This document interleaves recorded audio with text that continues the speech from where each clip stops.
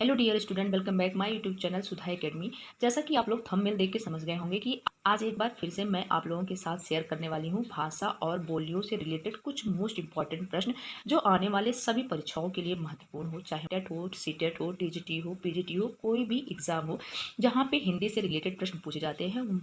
उन सभी एग्जामों के लिए ये सारे प्रश्न मोस्ट इंपॉर्टेंट है। चलिए फिर ज़्यादा बात ना करते हुए प्रश्न स्टार्ट करते हैं और देखते हैं अपना फर्स्ट क्वेश्चन। प्रश्न स्टार्ट करने से पहले यदि आप मेरे चैनल पे पहली बार आए हों और आपको मेरा ये वीडियो हेल्पफुल और यूजफुल लगे तो प्लीज़ ज़्यादा से ज़्यादा शेयर कीजिएगा, सब्सक्राइब करके बेल आइकन का बटन जरूर हिट कीजिएगा, जिससे आपको अगले वीडियो का नोटिफिकेशन सबसे पहले मिले।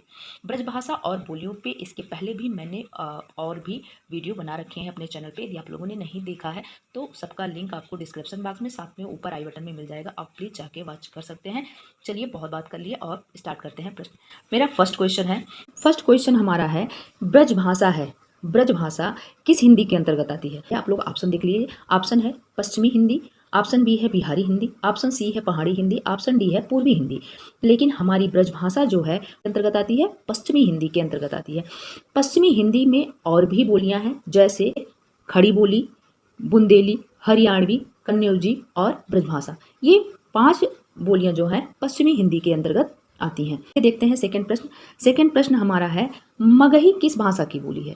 मगही किस भाषा की बोली है? आप लोग ऑप्शन देख लीजिए। ऑप्शन है पश्चिमी हिंदी ए, ऑप्शन बी पूर्वी हिंदी, ऑप्शन सी बिहारी हिंदी या ऑप्शन डी राजस्थानी हिंदी। तो इसका सही आंसर क्या होगा? इसका सही आंसर होगा ऑप्शन सी बिहारी हिंदी। हमारी मगही बोली जो है वो बिहारी हिंदी के अंतर्गत आती है। बिहारी हिंदी में जैसे मैथिली, भोजपुरी भी आती है। मगही, मैथिली और भोजपुरी ये बिहारी हिंदी की भाषा है, आप लोग ध्यान रखिएगा। चलिए देखते हैं थर्ड क्वेश्चन हमारा है, हिंदी खड़ी बोली किस अपभ्रंश से विकसित हुई है? हमारी हिंदी खड़ी बोली किस अपभ्रंश से विकसित हुई है? आप लोग ऑप्शन देख लीजिए। इसका सही आंसर होगा ऑप्शन बी, सौर सैनी से। हमारी हिंदी खड़ी बोली जो है किस अपभ्रंश से विकसित हुई है? सौर सैनी से विकसित हुई है। ये हमारा मोस्ट इंपॉर्टेंट प्रश्न है जो अक्सर परीक्षाओं में रिपीट होता है। ज़्यादातर परीक्षाओं में ये प्रश्न जरूर पूछा जाता है, तो आप लोग इस प्रश्न को ध्यान रखिएगा। चलिए आगे देखते हैं क्वेश्चन नंबर 4। भाषा के आधार पे भारतीय राज्यों की पुनः संरचना की गई थी। प्रश्न ध्यान से देखिएगा, क्या पूछा गया? भाषा के आधार पे भारतीय राज्यों की पुनः संरचना कब की गई थी? ऑप्शन देख लीजिए। ऑप्शन ए 1953 ईस्वी में, ऑप्शन बी 1954 ईस्वी में, ऑप्शन सी 1956 ईस्वी में या ऑप्शन डी 1952 ईस्वी में।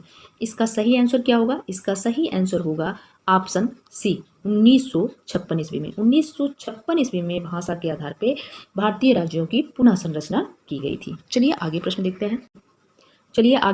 हैं। प्रश्न नंबर 5।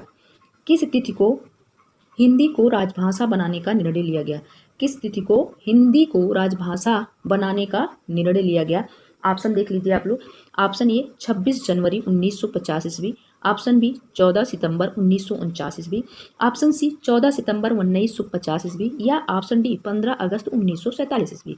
इसका सही आंसर होगा ऑप्शन बी 14 सितंबर 1949 ईस्वी में हिंदी को राजभाषा बनाने का निर्णय लिया गया है। मोस्ट इंपॉर्टेंट प्रश्न है, ध्यान रखिएगा कि हिंदी को राजभाषा बनाने का निर्णय कब लिया गया था? 14 सितंबर 1949 ईस्वी को। चलिए आगे प्रश्न देखते हैं। प्रश्न है, हिंदी की आदि जननी है? ऑप्शन देख लीजिए। Option A Prakrit, option B Pali, option C Apabhramsha या ऑप्शन डी संस्कृत। इसका सही आंसर होगा ऑप्शन डी संस्कृत। हिंदी की आदि जननी क्या है? संस्कृत है। हिंदी की आदि जननी है संस्कृत। चलिए आगे प्रश्न देखते हैं। अगला प्रश्न है, हिंदी दिवस किस दिन मनाया जाता है? हिंदी दिवस किस दिन मनाया जाता है? ये इस प्रश्न का आंसर ऑलमोस्ट सबको पता होगा। चलिए ऑप्शन देख लेते हैं। ऑप्शन ए 14 सितंबर, ऑप्शन बी 28 सितंबर, ऑप्शन सी 10 अक्टूबर या ऑप्शन डी 11 जून। इसका सही आंसर होगा ऑप्शन ए 14 सितंबर। हिंदी दिवस कब मनाया जाता है? 14 सितंबर को। चलिए आगे प्रश्न देखते हैं। प्रश्न है, प्रश्न आप लोग ध्यान से देखिएगा। ये प्रश्न कई बार बहुत सारे परीक्षाओं में रिपीट किया गया है। हम लोग प्रश्न ध्यान से नहीं पढ़ते हैं, इसलिए आंसर ज़्यादातर गलत कर देते हैं। चलिए देखते हैं। हिंदी की विशिष्ट बोली ब्रजभाषा किस रूप में सबसे अधिक प्रसिद्ध है? ऑप्शन देख लीजिए। ऑप्शन ए तकनीकी भाषा, ऑप्शन बी राष्ट्रभाषा, ऑप्शन सी काव्य भाषा या ऑप्शन डी राजभाषा। इसका सही आंसर होगा ऑप्शन सी काव्य भाषा। किस रूप में प्रसिद्ध है ब्रजभाषा? काव्य भाषा के रूप में प्रसिद्ध है। इसका सही आंसर होगा ऑप्शन सी। चलिए आगे देखते हैं। भारतवर्ष में अगला प्रश्न है, भारतवर्ष में हिंदी को आप किस वर्ग में रखेंगे? भारतवर्ष में हिंदी को आप किस वर्ग में रखेंगे? ऑप्शन ए राजभाषा, ऑप्शन बी विभाषा, या ऑप्शन सी तकनीकी भाषा, या ऑप्शन डी राष्ट्रभाषा। भारतवर्ष में हिंदी को आप किस वर्ग में रखेंगे? इसका सही आंसर होगा ऑप्शन ए राजभाषा।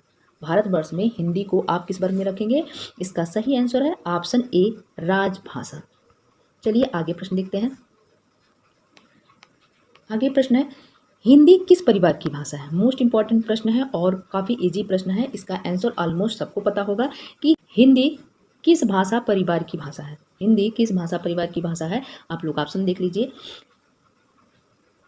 इसका सही आंसर होगा ऑप्शन डी बहुरूपीय परिवार की भाषा। हिंदी किस भाषा परिवार की भाषा है? आप इसका हिंदी किस भाषा परिवार की भाषा है? इसका सही आंसर होगा ऑप्शन डी बहुरूपीय परिवार की भाषा है।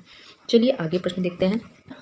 अगला प्रश्न है, भारत में सबसे अधिक बोले जाने वाली भाषा कौन सी है? भारत में सबसे अधिक बोली जाने वाली भाषा कौन सी है? Option A Sanskrit, option B Tamil, option C Urdu, या ऑप्शन डी हिंदी। इसका सही आंसर क्या है? इसका सही आंसर होगा ऑप्शन डी हिंदी। भारत में सबसे अधिक बोले जाने वाली भाषा कौन सी है? हिंदी है। क्या है? हिंदी है। चलिए आगे प्रश्न देखते हैं। अगला प्रश्न है, हिंदी भाषा का जन्म हुआ है। हिंदी भाषा का जन्म हुआ है। इसका ऑप्शन देख लीजिए। ऑप्शन ए लौकिक संस्कृत से, ऑप्शन बी पाली प्राकृत से, या ऑप्शन सी वैदिक संस्कृत से, या ऑप्शन डी अपभ्रंश से। तो इसका सही आंसर क्या होगा? अपभ्रंश से। हिंदी भाषा का जन्म किससे हुआ था? अपभ्रंश से। इसका सही आंसर होगा ऑप्शन डी। इसका सही आंसर क्या होगा? ऑप्शन डी अपभ्रंश से। चलिए आगे प्रश्न देखते हैं। अगला प्रश्न है, निम्न में से कौन सी बोली अथवा भाषा हिंदी के अंतर्गत नहीं आती है? निम्न में से कौन सी बोली अथवा भाषा हिंदी के अंतर्गत नहीं आती है? प्रश्न ध्यान रखिएगा, कभी कभी हम लोग प्रश्न में क्या पूछा जाता है यह ध्यान नहीं देते हैं। यहाँ पे पूछा गया है कि कौन सी बोली अथवा भाषा हिंदी के अंतर्गत नहीं आती है। आप लोग ऑप्शन देख लीजिए। ऑप्शन ए वांगरू, option B Awadhi, option C Telugu, option D Kannauji. इसका सही आंसर होगा ऑप्शन सी तेलुगु। इसका सही आंसर क्या होगा? इसका सही आंसर होगा ऑप्शन सी तेलुगु। हिंदी भाषा और बोलियों के अंतर्गत कौन सी नई भाषा आती है? तेलुगु नहीं आती है। चलिए आगे देखते हैं। अगला प्रश्न है, हिंदी की विशिष्ट बोली ब्रजभाषा किस रूप में सबसे अधिक प्रसिद्ध है? इस प्रश्न को अभी हम लोगों ने जस्ट पढ़ा है, तो इसका आंसर आप लोग कमेंट सेक्शन में दीजिएगा, क्योंकि ऑलरेडी इस प्रश्न को मैं सेकेंड बार रिपीट कर रही हूँ। इसके पहले मैं बता चुकी हूँ। ये प्रश्न आप लोगों के लिए है कि हिंदी की विशिष्ट बोली ब्रजभाषा किस रूप में सबसे अधिक प्रसिद्ध है। इसका आंसर आप लोग मेरे कमेंट सेक्शन में ज़रूर दीजिएगा, क्योंकि अभी जस्ट इसके पहले मैंने इस क्वेश्चन का आंसर बताया है। तो आई होप आप लोगों को जरूर पता होगा। चलिए देखते हैं अगला प्रश्न, भारतवर्ष में हिंदी को आप किस वर्ग में रखे हैं? ये भी प्रश्न सेकेंड बार रिपीट हो रहा है। अभी हमने बताया है कि भारतवर्ष में हिंदी को आप किस वर्ग में रखेंगे, तो इसे हम राजभाषा के वर्ग में रखेंगे। आंसर ऑप्शन डी सही है। आई होप आप लोगों को ये 15 क्वेश्चन अच्छे लगे हों। यदि अच्छे लगे हों तो प्लीज़ सब्सक्राइब करिएगा, और आपको यदि मेरा वीडियो यूज़फुल और हेल्पफुल लग रहा हो तो प्लीज़ आप लोग ज़्यादा से ज़्यादा शेयर कीजिएगा। मिलते हैं अपने नेक्स्ट वीडियो में सेकेंड पार्ट भाषा और बोली के। Thanks for watching. बाय।